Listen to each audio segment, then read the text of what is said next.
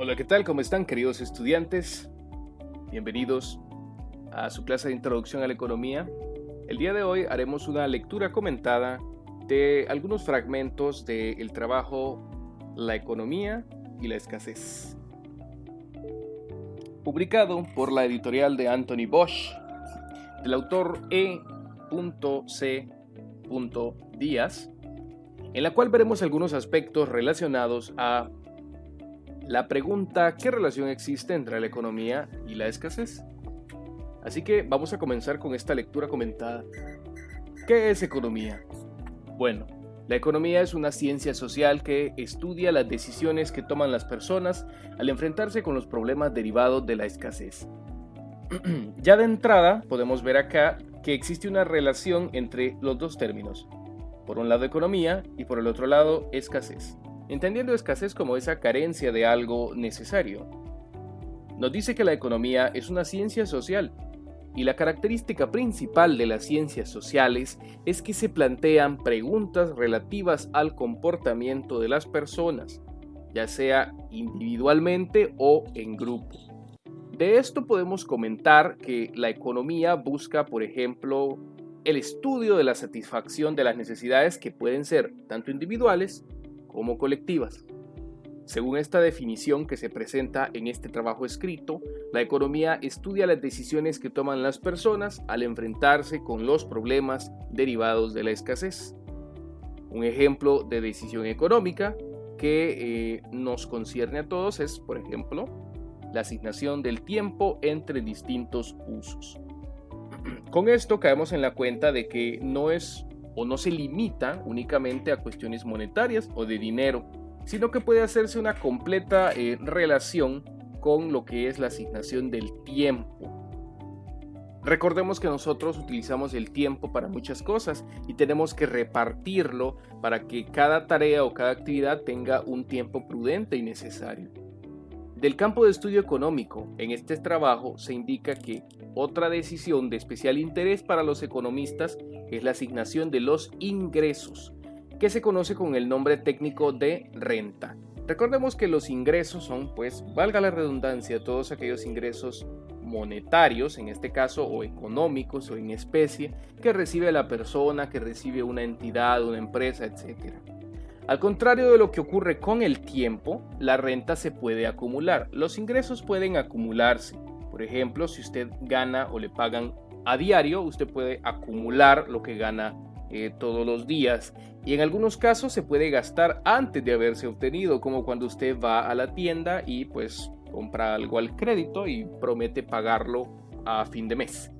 Entre los distintos usos que podemos hacer de la renta o de vamos a usar el término de este dinero, de su sueldo, por ejemplo, los economistas distinguen la parte que nos gastamos y otra parte que ahorramos. Bueno, al menos así debería de ser, ¿sí? Una parte para gastar y otra parte para ahorrar.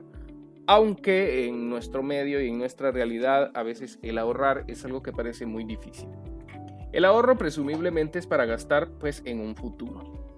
En otro párrafo que puede verse acá en la pantalla indica: la economía también estudia las decisiones que toman las empresas. Entre estas decisiones, las decisiones más importantes son las de producción. ¿Qué voy a producir y cómo voy a hacerlo? Y las decisiones sobre el empleo. ¿Cuántos trabajadores debo de contratar? ¿Cuántas máquinas y de qué tipo? Esto es del campo del estudio propio de la microeconomía. Recordemos que esta estudia el comportamiento de empresas, de familias, de personas y de entidades para con el mercado. Además de las decisiones individuales, la teoría económica también estudia las decisiones colectivas.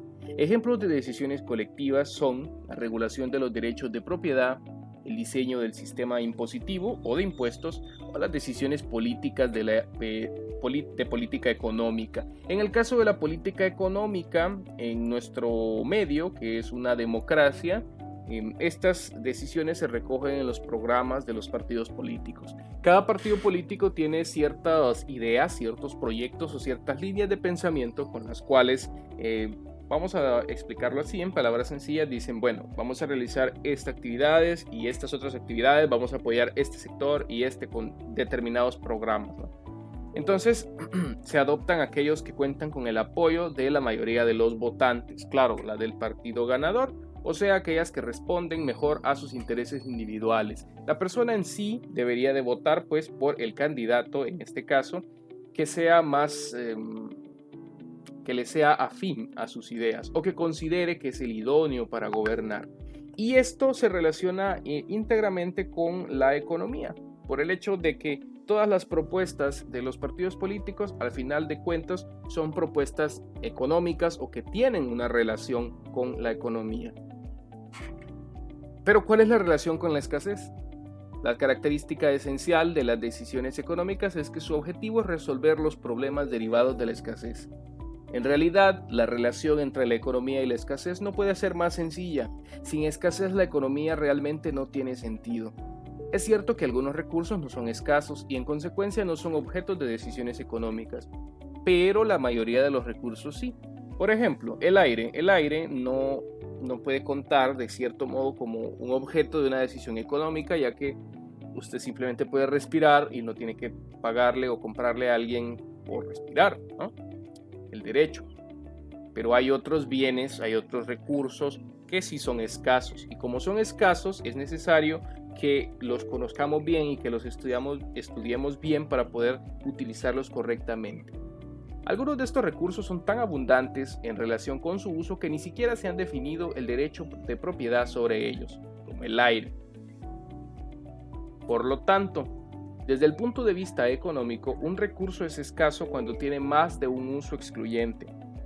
O dicho en otras palabras, cuando dedicar ese recurso a un uso determinado nos obliga a renunciar a dedicarlo a otros usos, como por ejemplo, usar el agua para el uso doméstico o usarla para regar un plantío. En resumen, de cierta manera, si no existiera la escasez, tampoco lo haría la economía como una ciencia. El hecho de que algo sea tan abundante hace no requerir la optimización de esos recursos para el futuro.